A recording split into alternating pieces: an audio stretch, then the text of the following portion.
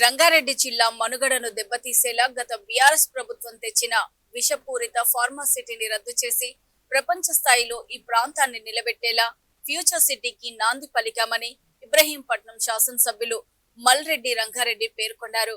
రాష్ట్ర ప్రభుత్వం ప్రతిష్టాత్మకంగా చేపట్టిన ప్రజాపాలన ప్రగతి ప్రణాళిక కార్యక్రమంలో భాగంగా జిల్లా స్థాయి సమావేశం కొంగరకలంలోనే రంగారెడ్డి జిల్లా కలెక్టరేట్లో జరిగింది.